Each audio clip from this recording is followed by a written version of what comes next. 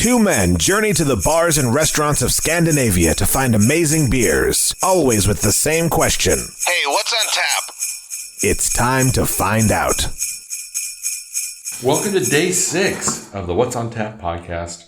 Advent calendar, spectacular bonanza extraordinaire. Doesn't time fly when you're having fun?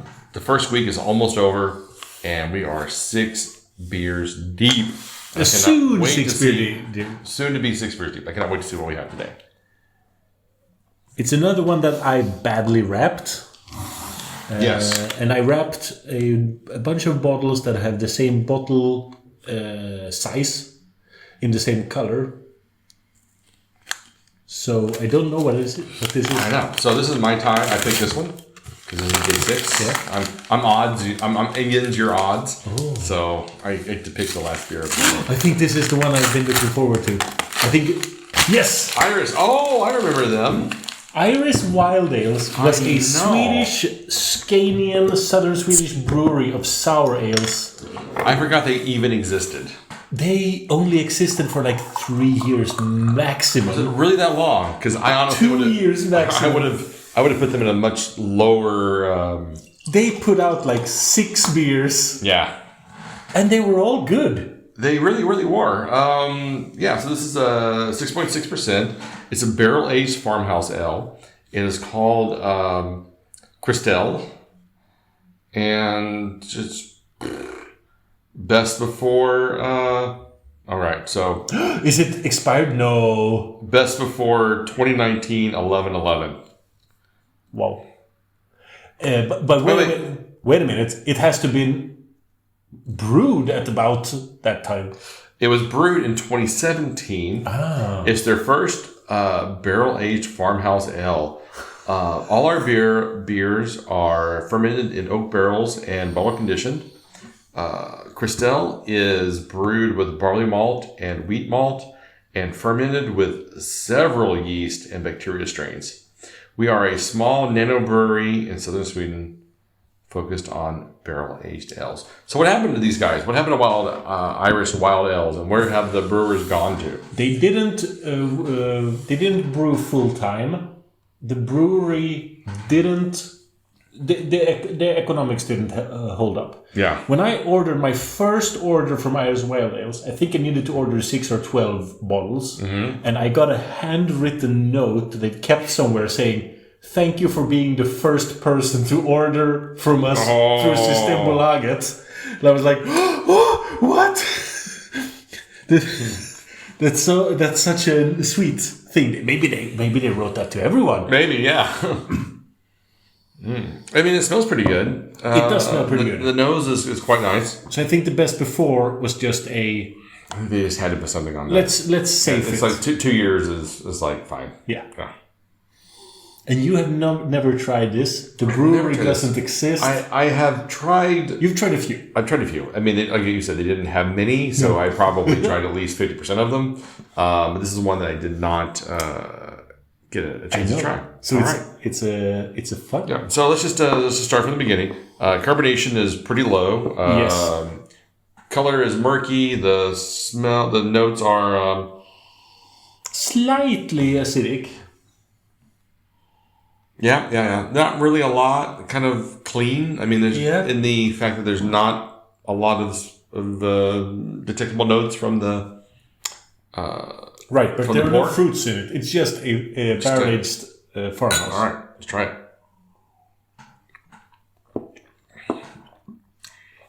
All right, so this is. So we had the what was it called, the Samson? Oh, the American Solera, the American Solera one, yeah. Which is a farmhouse ale, supposedly. Didn't have a Brett backbone to it, which I really when I hear farmhouse, I hear saison, I think Brett. This is there, man. This one has a tiny bit of Brett, yes. There's a little bit of a Brett, yeah. It is a little bit thin.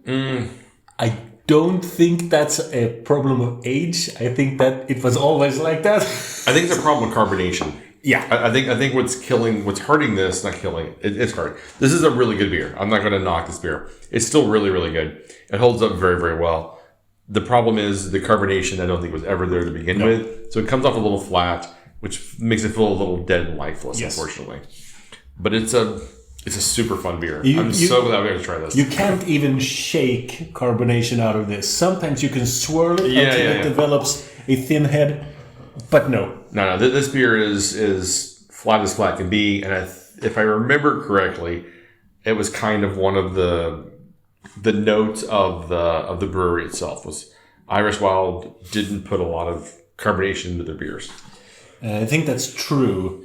So on tap they have 5 beers, of which there's one that I never tried because it has 2 ratings in the entire world. That means they never released it. So in reality, they released 4 beers, which got between 450 and 480 ratings. So I guess I tried 2 of them. I know I tried Anna. I know I tried Tord. Yeah, and then there's Christina. I don't know that I tried Christina. And then there's Christel. And then Christel we're trying today. Or Christel. Yeah, Christel, whatever. It depends on what country you're in. That's definitely true. So Christel 2017 is our first. You read all this. all that. Yeah, you read all that. It's good. It's quite nice. Unfortunately, there's not a lot to say about this because it doesn't really give you a lot of flavors. It's a fun drink. It's definitely well worth trying. I'm super excited about trying it, but the beer itself, it's like a 375 week 4. I think if the carbonation had been there, it'd probably been like a 425 for me. But it just doesn't have anything that brings it alive. I could easily drink this whole bottle and be very happy with it. I'm sad that they weren't able to do more than 4 beers. I would have liked to have tried more of their stuff. I think they were just getting started and they just didn't have the funding and the backing to go further. No, and I agree with you. I gave this a 4 a number of years ago when it was it might have had carbonation at that time. I don't know. Now it's a 375. My first check-in actually has a photo of that note, and I was wrong. I'm translating now as I read, because it's in Swedish. Hi, I want to thank you for being one of the first to order my beer at Systembolaget. I hope you appreciate it. Thank you, Kalle. Also, follow us at Insta at Irish Wild Ales Brewing. So that's fun. Please follow us on Insta. That's a handwritten note included in the box ordered. I like it. I like the concept of a brewery that's so small. They include handwritten notes. But I agree with you. 375. Nothing wrong with it. I could drink the entire bottle. Yeah, it's super drinkable, and it's with carbonation. It would have gotten 4+. Yeah, easily. It's there. All of the flavors are there. It's what you want. It just needs a little oomph from carbonation. So now you're kind of getting my theme. Defunct breweries. I get what you're going for. They're not all like this. I feel bad if there's a defunct in, are you telling me that they're going out of business?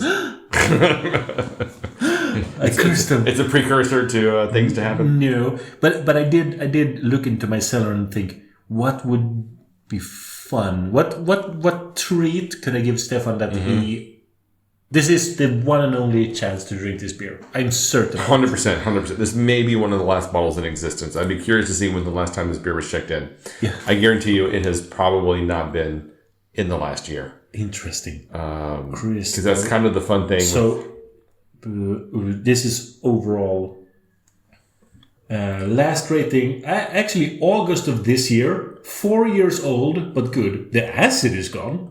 No, not really. Then April of last year. Yeah. There's only one other rating this entire year.